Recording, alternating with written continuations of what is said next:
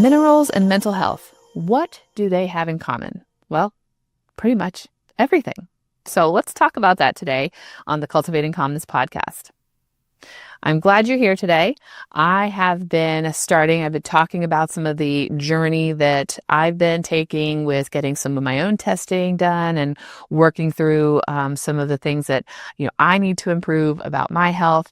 And in that process, I'm learning more that I didn't know before, and I'm still learning, and I'm not going to get it all correct. So I'm not talking in minute details today.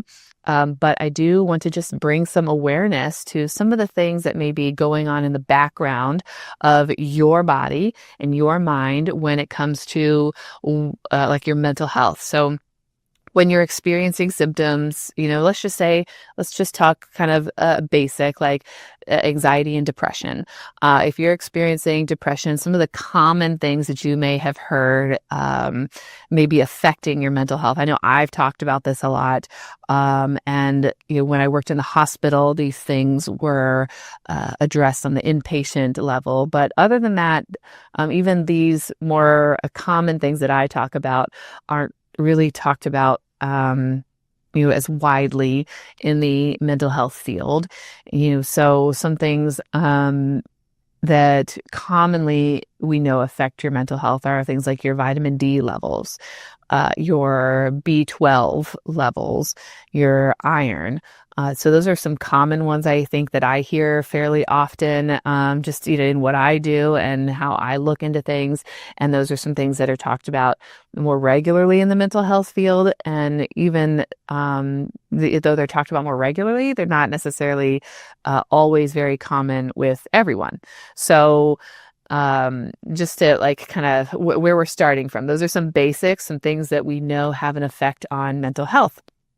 And it's not just because those are important. I mean, they are, but everything in our body has a purpose and is connected to something else. So if we have low vitamin D, that also is attributed to magnesium and calcium, and everything has something that it goes with, and there's a reason and a purpose for that. So certain minerals help each other basically. And so if one's depleted, the other one's not going to function as well without the depleted one being, where it should be. And if that group isn't where it should be, then another group is also not going to be where it should be. And again, generalities here, but when we're talking about our minerals in our body, those are things that our body uses every single day and needs to function and survive. So what I've learned in my experience and through my testing is that even though I felt like I was doing the right things, and I know I didn't have the best diet, but I thought I was relatively okay. I could definitely be doing a lot better. And so I'm trying to do that on purpose now. And when we talk about, improving our minerals or even finding out where your minerals are, sometimes there's other tests that are also going to be necessary to find out why potentially your minerals aren't where they should be. And so for me, I also did a stool test. I did a hair mineral analysis and a stool test. And the stool test really shows what's going on in your gut. And so because of that, I also then learned that there, for lack of a better term, and I'm just going to kind of sum it all up, we just call it an infection, all right? There's an imbalance of certain things going on in my gut. And when you have that going on, in addition to your minerals being off and low and depleted, the issues going on in your gut could be causing the things going on, the low minerals, because let's say if you have parasites or you have candida or you have, bacteria, overgrowth, we should have a balance of good and bad bacteria. If we have bad bacteria overgrowth, or potentially even the good bacteria overgrowth, too much of it, that could be causing the food that you're eating to not be digested in the way that it should be. And then therefore the minerals that should be released from that food and then taken in by the cells in your body and, put wherever it needs to go, and used in the way it should be being used, those things won't happen if, say, those problems are taking the minerals for themselves. That makes sense. So, for example, I have what I found out was have candida in my gut system, and I suspected that was the case, but I didn't know. Now I know. And I suspected that I had low iron, and I had been, taking things that I thought were helpful for iron. And I now know I do have low iron. But when it comes to replenishing those minerals, knowing both of those things is going to help me to replenish what I need. And what I mean by that is that I learned, and I actually didn't know this, is that your like if you have something like candida, as well as many other things potentially, mold, I think, is another one. If you have a mold infection, and low iron, the reason you potentially have low iron could be because the iron feeds the candida, and the iron, feeds the mold. So like both of those things are eating the iron. So you could be taking the iron supplements and eating iron-rich foods, and because you have those infections or those things going on inside your body, they're like, ooh, iron, I want to take all of that. And they're going to use it for themselves, which is then going to cause those things to grow and get worse, in theory. I don't know that for certain, but based on what I've learned, right, that's kind of the idea there. And so you may continue to get tested and find like you're still low in iron, even though you're taking iron, because these other underlying issues are feeding off of the minerals that you're getting. Okay, so like, how do minerals play a part in your mental health?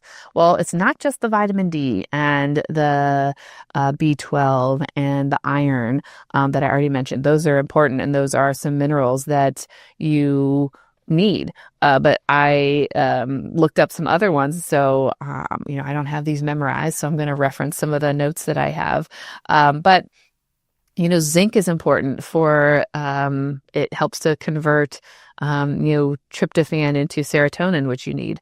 So we talk about, getting like serotonin and getting that from food. Well, you also need zinc to help that to move into the serotonin that you need. So if you are low in zinc, well, you're going to have difficulty in getting your serotonin up in your body.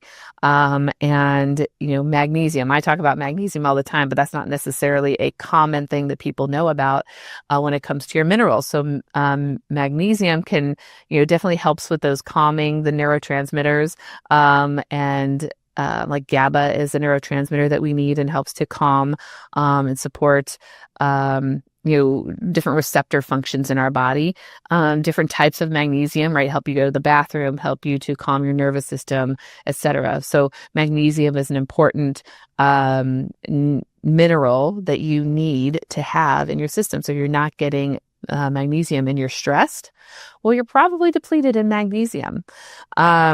We already talked about iron, but that can help with dopamine and norepinephrine. Iron can help with dopamine and norepinephrine.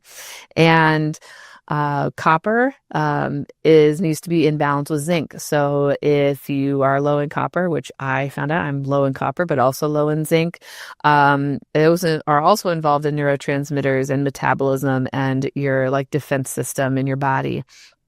And your B6, although that's like a vitamin, that depends on the magnesium to function and to work with all the other minerals in your body.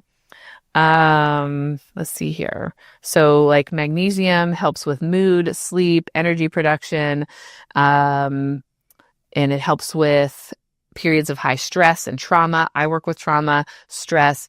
So often if you have a lot of stress, your magnesium is probably depleted. It's using all of that to fight all of those defenses. And so like using things like magnesium lotion or, electrolytes, are you typically going to have some kind of magnesium in them. Those would be helpful for you. Now, I'm not a doctor. I'm not giving you medical advice, But these are things for you to potentially look into, to talk to your doctor about these things, to see, can you get your minerals tested to see, are you low in these things? Are you depressed and anxious and maybe a slew of anything, other things that may be going on with you, and your minerals are depleted? Well, it's going to be hard to feel better if your minerals are tanked. That's just plain and simple. Okay. So hear me out when I talk about minerals. Like, this is why, we can't just, in my mind, like, I am doing the talk therapy. I'm not running the tests, but I am talking about these things. I want you to look into these things. I want you to talk to your doctor about these things, because those are going to have an effect on the way that you feel, period. The minerals that you have in your body have an effect on the way that you feel. If those are out of sync and out of whack and out of proportion, you are going to feel it. You just may not know that that's why you're feeling it. And then you go to your therapist or your psychiatrist, and we label it as depression or anxiety or bipolar disorder or PTSD, etc. It's not saying that there aren't reasons that you feel those things, from the external world. There probably are, but there's also internal things affecting the way that you feel and why you feel that way. And I want you to be able to try to address those as well. And I say this time and again, I say this to all my clients, we can talk and we can do the talk therapy and the EMDR. We can talk through all the traumas, all we want. But if all of this, inside your body is not in a state that is helping you to function, all the talk therapy in the world isn't going to make you feel better. It will help, but it's not going to make you feel better overall. So, iron, necessary for focus and energy and, cognitive performance. It can be linked to, poor concentration and mood disorders. Zinc helps regulates the brain's stress response and can be associated with increased anxiety, impulsivity, and depression. Selenium is an important mineral that we need. So if you are low in selenium, it helps with detoxification, your antioxidants in your body, and your immune system. So if you're fighting a cold, you need selenium as well. And that affects brain inflammation, which therefore affects your mood. If your brain is inflamed, you're going to experience some mood, issues and some fluctuations. Calcium, essential for your nerves as well as your neurotransmitter, communications and releasing. Manganese and copper are involved in the neurotransmitter recycling and antioxidant function, and as well as other things. So you think copper, I don't want to be, I don't want metal in my body. You actually do need copper in your body. There's lots of ways to get copper through your food. There's also copper drinks, cups and mugs and things like that, and you have to use them appropriately. You can also get too much copper. You can get too much of all of these things as well, and that can have its own effects. So having not enough or having too much can affect your mental health. So that's why getting tested will give you answers. So I was guessing. Right. I hadn't gotten the testing. I had my cupboard full of vitamins that I would take. And, I wasn't always the best at taking them regularly. And so that was a problem. I admit it. And when you're not taking them regularly, your body isn't getting what it needs regularly. So that's one thing. But if you're just taking things because you're like, oh, well, I have these symptoms, I Dr. Google, and I'm like, yeah, I probably have low iron, and I probably have low B12, and I probably have low this and low that, and I need to take these things. That's all well and good.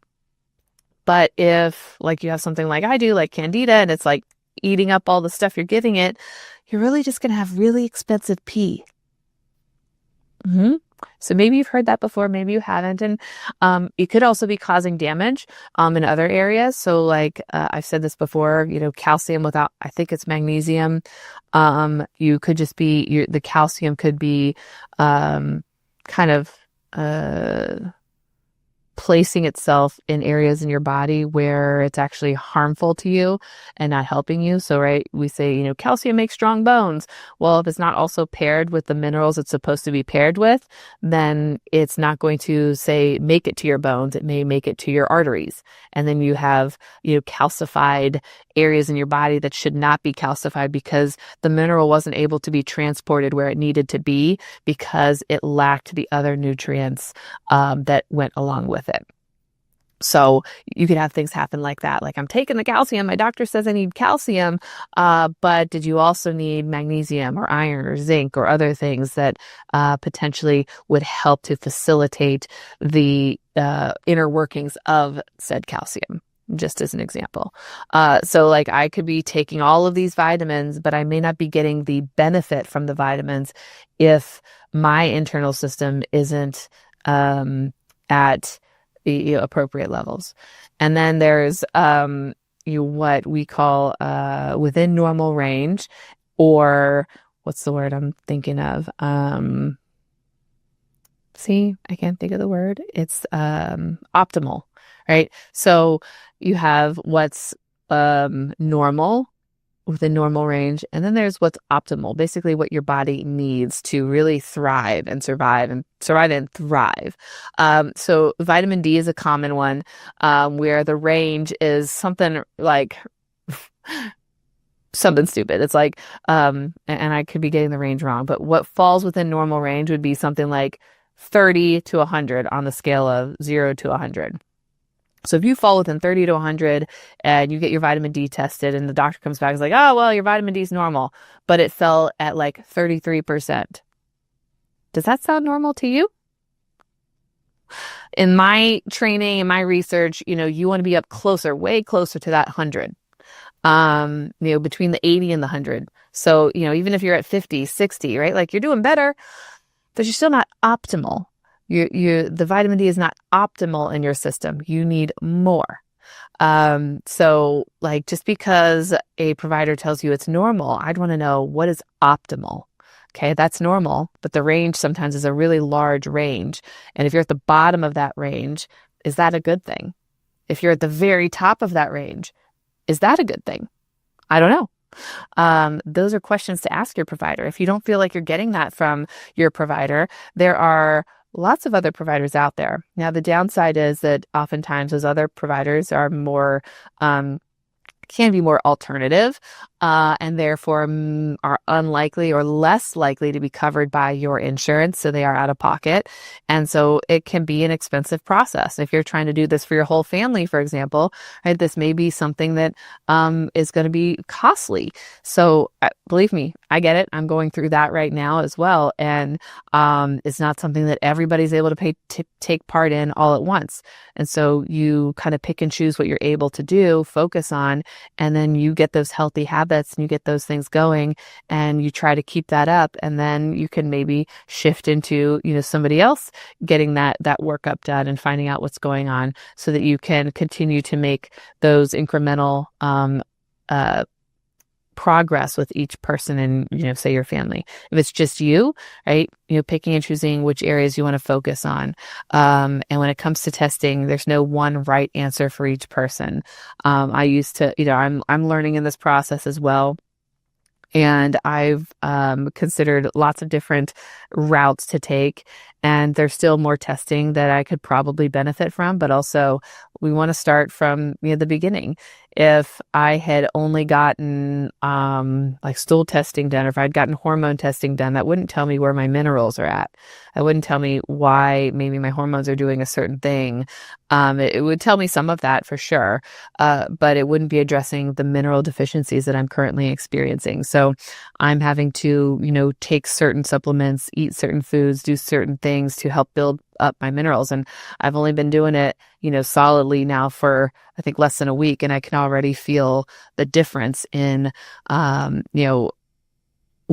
what those changes have had on me. So I know that it's working, and I'm excited to see where it takes me. So all of this is to say that your minerals and your mental health go hand in hand. You can't have one without the other. And so if you are seeing a provider and you are taking medication for your mental health, I would encourage you to talk to them about getting your minerals tested. I personally did a hair mineral analysis, took pieces of hair, cuts of hair from all over my scalp in different areas, and tested like an inch piece from like near my scalp till, an inch off. And that was able to tell for like the last 3 months where, my minerals were at. So, I'm not sure what other doctor's offices can do with that. If, they would do hair or blood or what. Blood is likely to tell you what's currently in your system versus hair, right? Because it's already grown out. It's going to tell you what's been there and potentially what was most recently there. So, is there one right answer? Not necessarily, but there are different tests that will tell us different things. So I encourage you to advocate for yourself. Talk to your providers about these things and see if you can get some mineral testing done to find out where your levels are. And then, you have a better answer as to maybe why you're feeling the way you're feeling and what maybe foods you need to be eating or supplements you need to be taking to start to feel better, not only physically, but emotionally. Thank you for joining me today. I hope you learned something. I know I'm always learning new things, even in my own process. That's why I thought I needed to jump in and do this. I encourage my clients to do these things. I'm finally doing it, and you can do it as well. If this sounds like something that would be interest to you, and you would like to work with someone like me, I am accepting new clients. I'd love to work with you as well. These are topics of discussion that I include in our therapy work, and I have a slew of referral partners that I can refer you to should you have an interest in that, or how you can talk to your doctor about getting these tests done if that is something that is the route that we need to take as well. So have a wonderful rest of your day, a wonderful rest of your week. Thank you for joining me. I will see you again next week.